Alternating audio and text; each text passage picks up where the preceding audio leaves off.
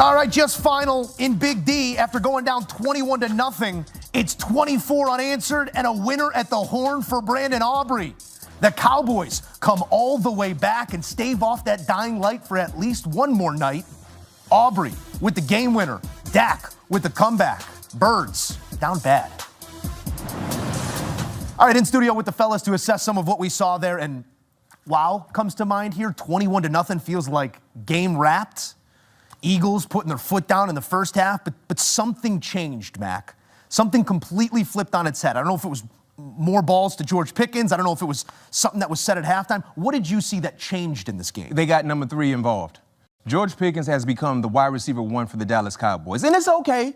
It's okay. I understand CeeDee Lamb has owned that role for a long, long time. But right now, as we see it today in terms of the rhythm, the accuracy, and the chemistry that he has established with Dak Prescott, George Pickens is wide receiver 1. And when they got Georgie Porgy going, the offense went.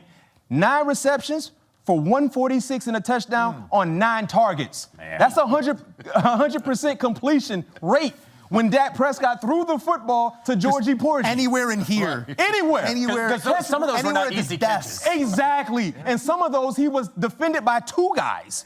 Willing and capable defenders for the Philadelphia Eagles. That was the easiest recipe in terms of the turnaround to answer Joe's question. And if you're the Dallas Cowboys, you are so thankful that George Pickens is a part of your team because he is a legit alpha. Yeah.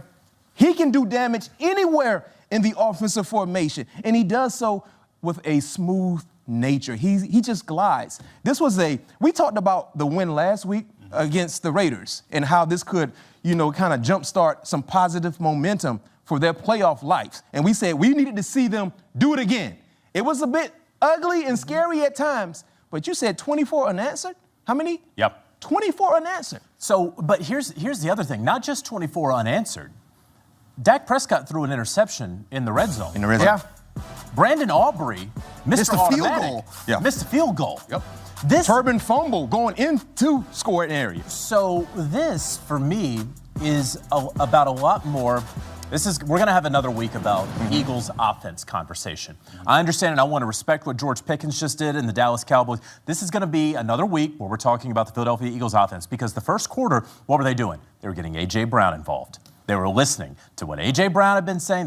They were listening to what everyone out there in the media and their fan base had been talking about. We're going to feed him the ball. We're going to get the offense going. And then the offense completely stalled. They rushed this football, I think, 18 times tonight. Saquon had 22 yards. 22 yards. Now, for so long, yes, A.J. Brown wasn't getting his. He was not putting up Hall of Fame numbers. You know what they were doing? They were winning. They were winning. They were not blowing games like this up 21. And when it was 21-7, we all 4 of us, we looked at each other. We said, man, the Eagles should be up by more than just 14 points. Feels like a door is being left open. And then the Cowboys weren't capitalizing. Dak Prescott turning the football over, Brandon Aubrey missing. They had no business, the Dallas Cowboys, winning this game. And I should say, the Philadelphia Eagles had no business losing this game. This is going to be all about the Philadelphia offense this week. A lot there that I want to get into, Emery. I want to come to you here on just like the vibe in the room type thing for the Eagles because it's a quick turnaround Black Friday game against the Chicago Bears. You can't spend too much time licking the wounds off this one, but you got to troubleshoot some stuff. And to JJ's point, might get even louder because A.J. Brown now has a case study to say, I am the reason why. Right, because at the end of the day, we saw them not be able to dominate the point of attack on both sides of the ball. The Dallas Cowboys ran the ball rather well. We saw the defensive line of the Dallas Cowboys shut down Saquon Barkley. Had 2.2 yards a carry. He had 10 carries for those 22 yards.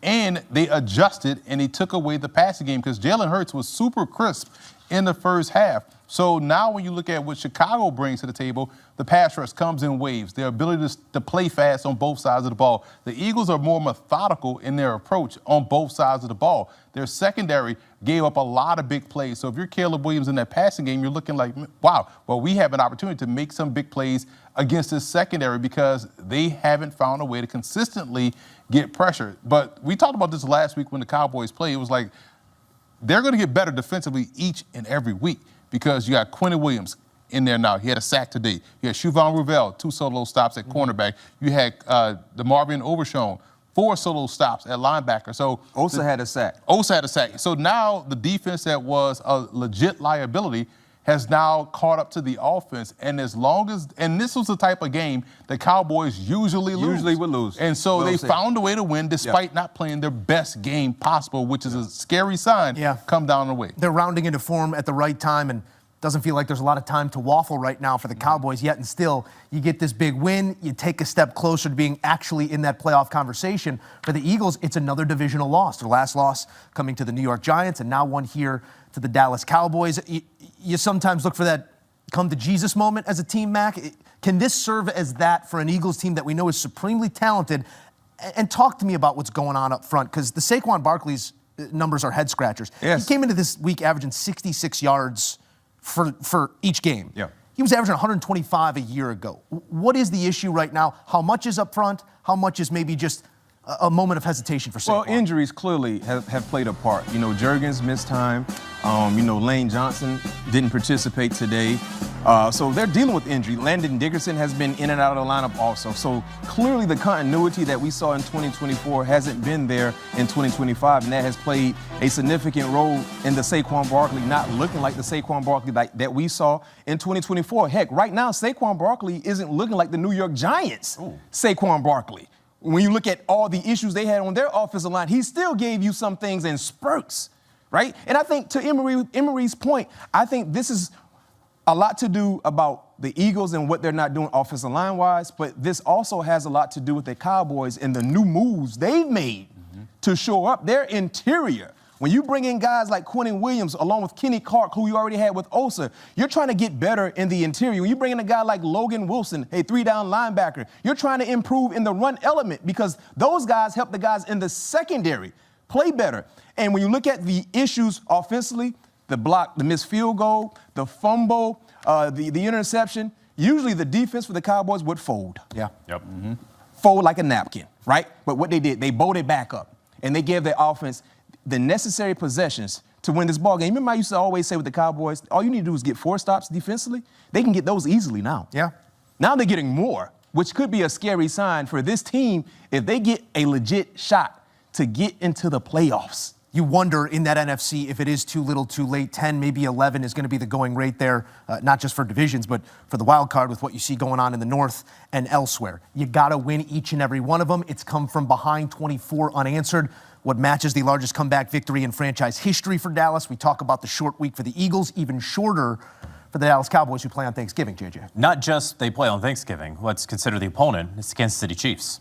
And if you were watching on Sunday afternoon, you're saying, oh boy, this Thursday game, the Chiefs are going to lose to the Colts. Obviously, the Cowboys are going to lose to the Eagles. What are these teams going to be playing for? Everything. And now,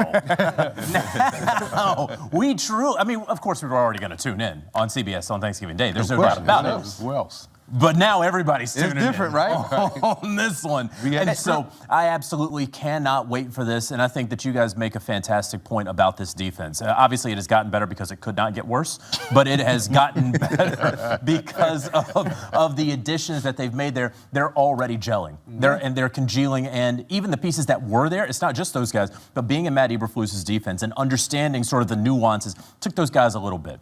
And even the guys who have been there are figuring it out. So the Cowboys can be scary down the stretch here. When we looked at that 3-game stretch coming off of last week's game that they won, it was like they have the Chiefs, they have the Eagles, and they have someone else. It was like if they can get 2 out of the 3 or 1 out of the 3, the back end of outside of those 3 games looked rather delicious for the Cowboys. But this was the first one of many.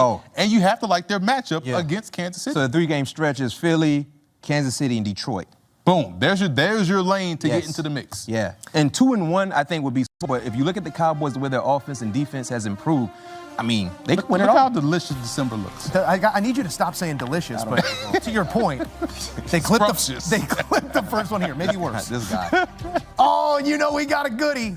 JJ already ripped our promo. I memean, what more needs to be said? After these Sunday results, this one now dripping in all sorts of intensity. That one's on me. 6-5. Today, Cowboys Nation witnessed the moment that will be talked about for decades. A moment that didn't just belong to the Dallas Cowboys, but to every fan who has lived through the highs, the heartbreaks, the rebuilds, the controversies, the questions, and the endless national debates about whether Dak Prescott is truly the guy. And today, in the middle of a heated divisional war against the Philadelphia Eagles, Dak Prescott delivered an answer written in the Dallas Cowboys record books forever. This wasn't just a game. This was a legacy checkpoint. Coming into Week 12, the Cowboys were fighting for survival. Their season hung in the balance. Playoff odds slipping, national pressure rising, a franchise desperate for stability, leadership, and a spark. And once again, the weight of the star rested on the shoulders of number 4. And once again, Dak Prescott responded. Against the Las Vegas Raiders last week, we saw a version of Dak that reminded everyone why he continues to be the face of America's team. But against the Eagles, the defending champions, the bitter rivals, the team everyone claims is built better, coached better, and more complete, Dak Prescott didn't just match the moment, he elevated it. At 13:33 in the third quarter, on a simple yet perfectly executed 9-yard completion to George Pickens, history changed. Dak Prescott officially passed Tony Romo to become the Dallas Cowboys' all-time leader in passing yards. Think about what that means. Think about the names that have worn this star before him: Staubach, Aikman, Meredith, White, Romo. And now the man sitting alone at the top is Dak Prescott, a 4th-round pick nobody expected to be here. A player who wasn't supposed to start in 2016 but took over for an injured Romo and never looked back. From 2016 to now, nearly a full decade, Prescott has delivered consistency, leadership, toughness, and production at a level unmatched in franchise history. 34,192 yards and counting. And he did it all while carrying the burden of replacing a franchise icon, while playing under a microscope unlike any other quarterback in the NFL. And here's the part nobody wants to talk about. Dak didn't stumble into this record. He earned it through pressure, through criticism, through injuries, through expectations that would break most players. He earned it last season when he threw for nearly 5,000 yards. He earned it through Pro Bowls, through playoff appearances, through division titles, through years of carrying this franchise when the defense was inconsistent, the run game disappeared, or the coaching fell flat. This record is not empty. It is not accidental. It is the product of a quarterback who refused to break. But the story doesn't end with statistics. Because today, despite trailing 21-7 to the Eagles, despite the pressure, despite everything that has been said about him nationally, Dak Prescott kept fighting. He kept the Cowboys alive. And even though the scoreboard didn't reflect the outcome we wanted in that exact moment, Cowboys Nation saw something much bigger than a single week. We saw belief. We saw leadership. We saw a quarterback who has cemented his place in Cowboys history and who isn't done writing the next chapters. National media can continue debating. Critics can keep talking. The noise will always be there. But records don't lie. Production doesn't lie. Durability doesn't lie. 10 years of carrying America's team doesn't lie. Dak Prescott is now statistically the most accomplished passer in the history of the Dallas Cowboys. And that matters. It matters to his legacy, it matters to this franchise, and it matters to every person who has stayed loyal to this team through the ups and downs. Yes, the Super Bowl remains the mountain he must climb. Yes, the playoff expectations are real. But today proves something undeniable. Dak Prescott belongs among the greats who have worn this star, and the journey is not finished. Cowboys Nation, now it's your turn to speak. What does this record mean to you? Does this change the way the national media should talk about Dak? And do you believe this team, led by the new all-time passing leader, can push forward into a playoff run? Let your voice be heard in the comments. And if you want more real, passionate, unfiltered Dallas Cowboys coverage every single day, make sure to like this video and subscribe to Cowboys Nation Report.